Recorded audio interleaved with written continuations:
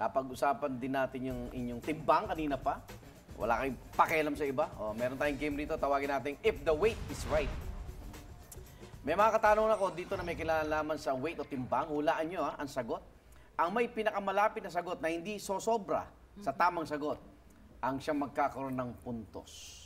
Okay, game! First picture.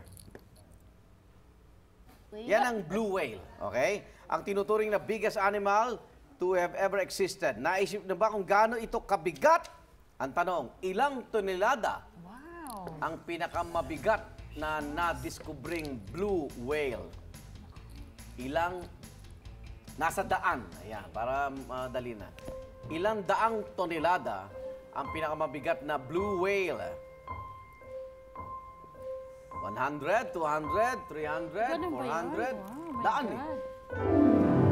Oh, kaya baliktad yung whiteboard mo. Ha? Ayan, okay. Pakita. Baliktad yung sagot mo. Oh. 900, 200, 300. Okay. 1 point kay Kai. Eksakto, 200 tons. Saan galing yung 900 mo? Ang bigat naman. Ayan, grabe. Oh, ganun ho kasi yung tinilada niya eh. Parang barko. Next picture. Sa ilang weight division nakakuha ng ating pambansang amuon na si Senator Manny Pacquiao ng boxing world titles? Ilan weight division, di ba? Flyweight, middleweight, featherweight. So, Kailangan ba nakailan siya? Number? Nakailan? Naka-isa, naka-dalawa, naka-pito ba siya? Naka-walo, naka-siyam, naka-sampu. O ito, para ano, hindi lalagpas ang 10. Oh. Wala mo. 7, 6. 3, 1 point kay Bubsy! Pinakamalapit, 8. Next picture! Tuwing babiyahe tayo sa aeroplano, meron tayong tinatawag na carry-on luggage. Hanggang ilang kilo lang dapat ang iyong carry-on luggage? Memorize mo to? Oh. Kung saan ka napapagpag. Kilo, ang gusto ko kilo, ha?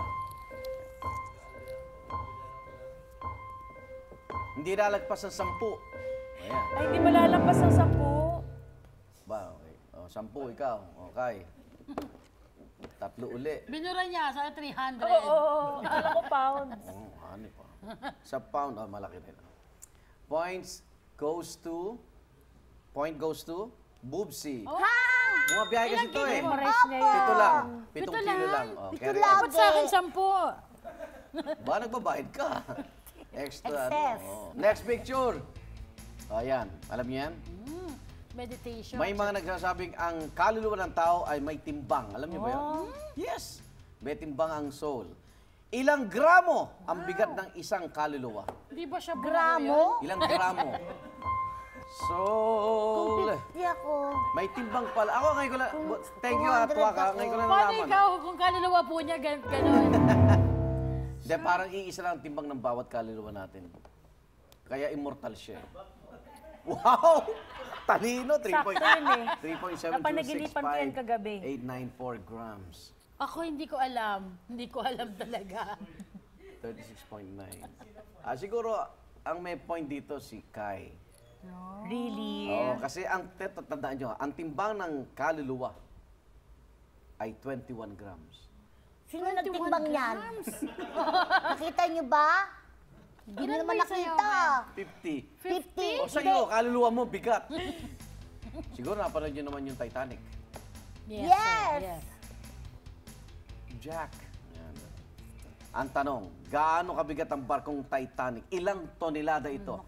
Hindi lalagpas ng 50,000 tonelada. 50. 50 tons. 50,000 tons. Hindi siya lalagpas. Pero lumubog, no? Hindi Pwede lalabas ng ano? magtay 50,000 50,000? tons. 50,000 po? Oh, 50,000 tons. Ano? Okay. Game! Dali! Ano ba yan?